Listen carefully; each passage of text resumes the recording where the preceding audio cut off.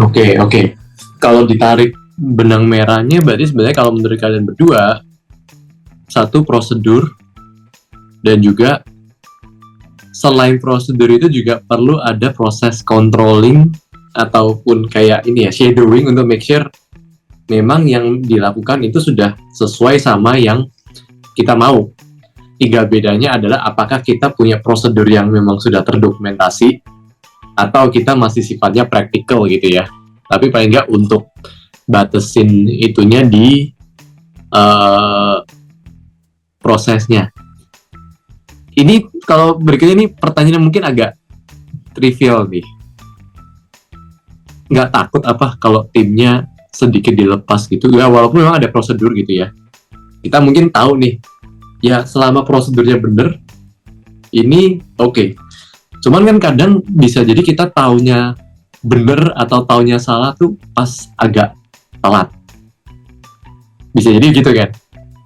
Takut nggak? Aku sih takut sih, C. Kayak aku tadi bilang kan, aku belajar untuk delegasi itu, aku benar-benar belajar untuk percaya sama Belajar mindsetnya itu untuk percaya ya, belajar untuk trusting them ya. Iya, kan tadi kan saya belajar untuk percaya kalau nggak semua orang itu seperti saya, gitu. Yang sama yang kedua tuh, I'm making investment on myself supaya aku bisa lebih percaya. Karena kalau nggak, saya nggak percaya, aku nggak percaya sih. Wah, tak sampai aku puas gitu. Yang aku dulunya kayak gitu. Yang sekarang sudah lebih tone down.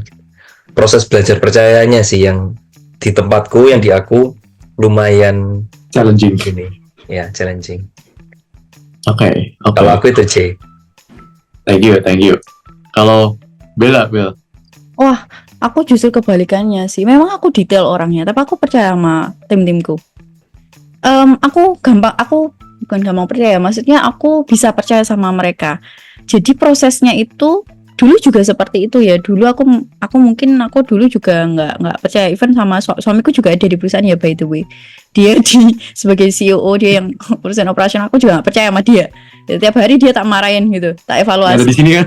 Oh, nggak ada di sini, di ruangan ini. Untuk bisa aku mulai percaya itu ya, kan tadi C sempat mention bahwa nggak semua orang tuh seperti aku. Aku juga bilang pada diriku nggak semua orang tuh seperti aku. Nah, supaya mereka sesuai dengan standarku, aku kasih tahu apa yang aku lakukan supaya aku punya cara level berpikir tuh seperti ini. Satu, belajar. Nah, belajarnya tuh seperti apa? Misalkan nih contoh QL marketingku tuh udah bener-bener aku lepas. Dulu aku nggak bisa. Sekarang lepas. Bahkan aku kalau tanya, ada yang aku bantu nggak? Nggak ada sih, Bu. Mereka jawab gitu. Tapi hasilnya gimana? Resultnya bagus. Bahkan mereka udah di tahap yang nggak perlu bantuanku gitu loh. Padahal dulu aku tuh harus setiap hari maintain itu.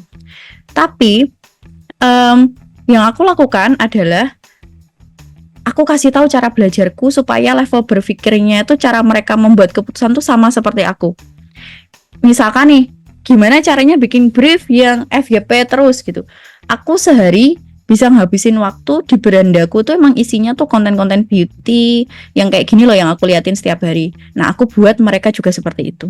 Kamu dalam sehari minimal lihat konten seperti ini ya. Misalkan 10 konten atau 15 konten dalam sehari, berarti kamu harus scroll screen time-mu TikTok tuh harus 1-2 jam lah sehari.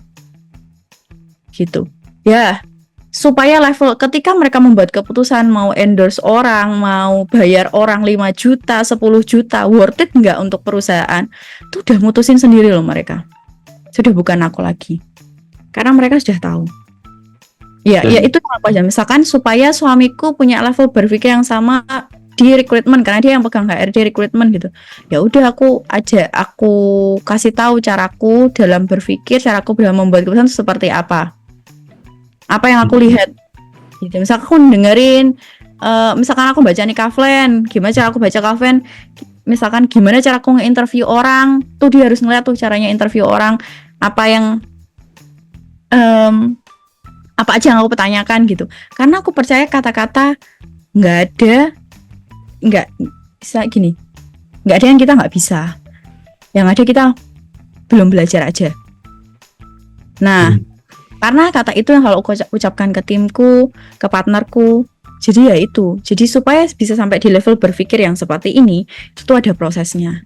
Nah, itu juga terjadi di desain grafisku. Desain grafis tuh masuk Pretty tuh nggak bisa, karena dia dulu di F&B, dia desain di beauty tuh nggak bisa sama sekali.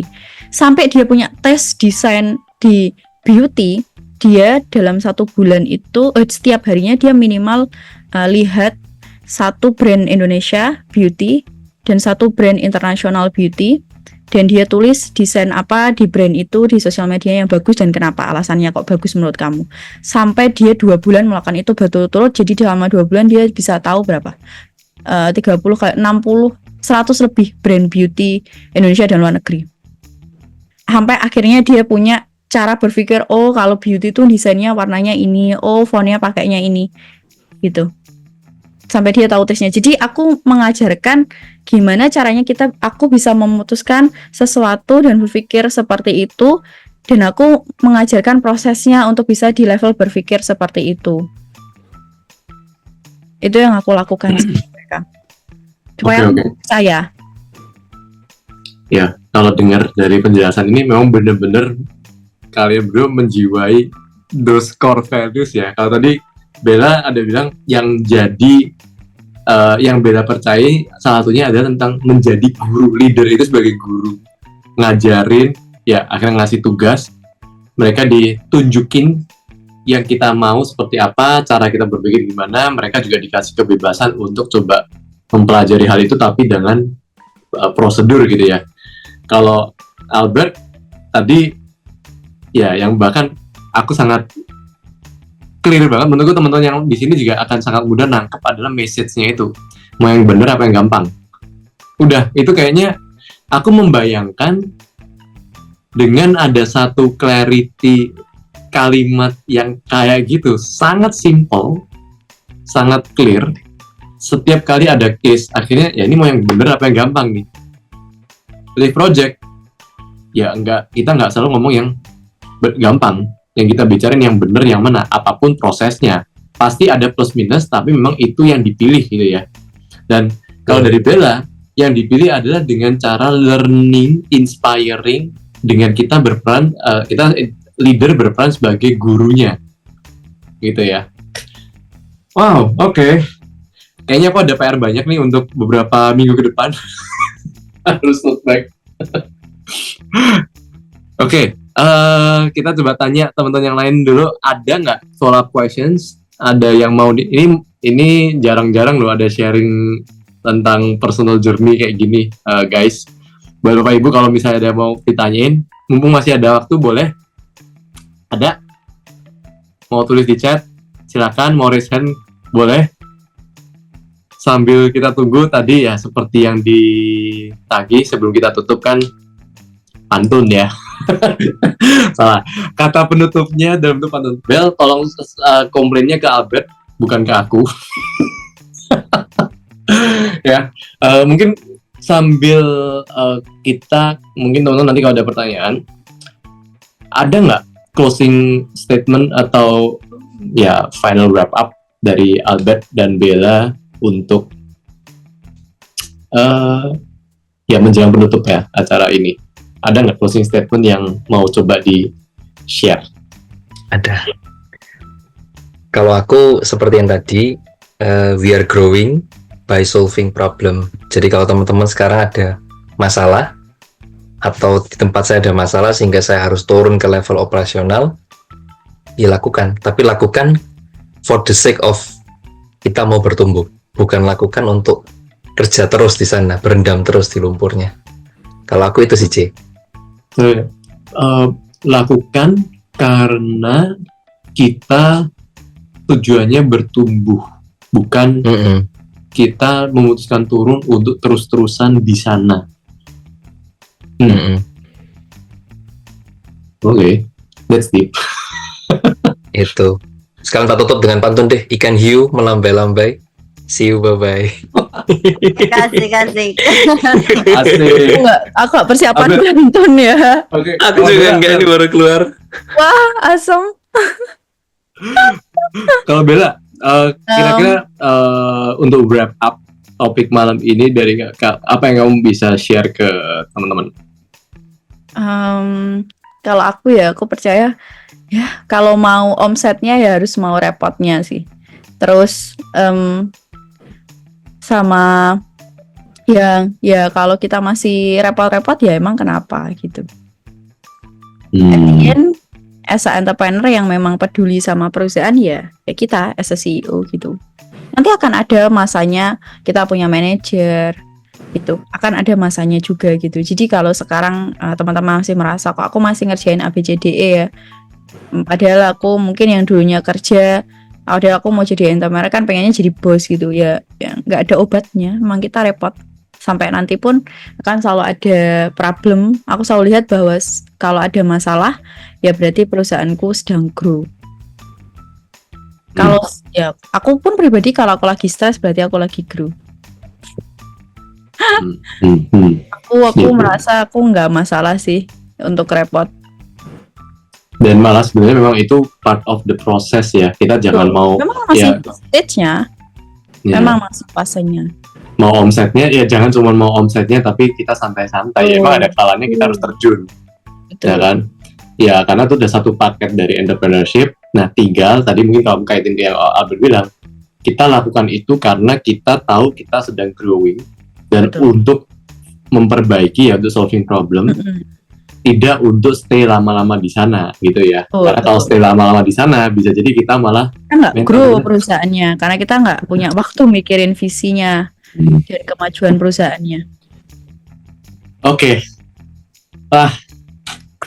Aku happy banget jadi dapat banyak insight hari ini.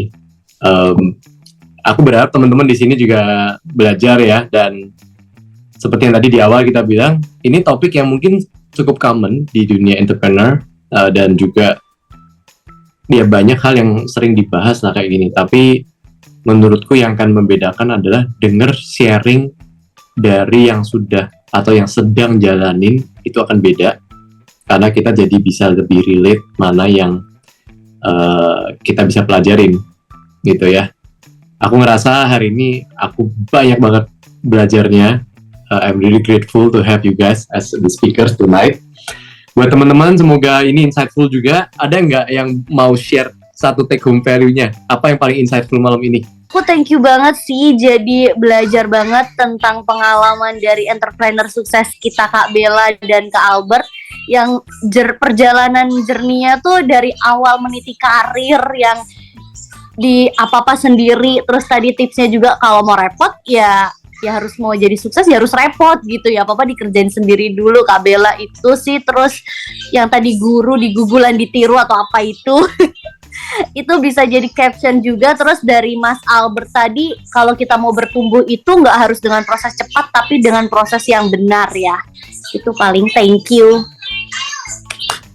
Thank you teman-teman udah stay sampai malam ini. Jangan lupa minggu depan kita masih ada webinar, tapi minggu depan lebih ke case study bedah report. Jadi kalau yang ingin tahu, dan ini lebih ke practical usage dari report Kevin untuk strategi hiring dan promosi. Jadi silakan kalau misalnya mau ikutan bisa kontak ke tim kami ya. Terima kasih.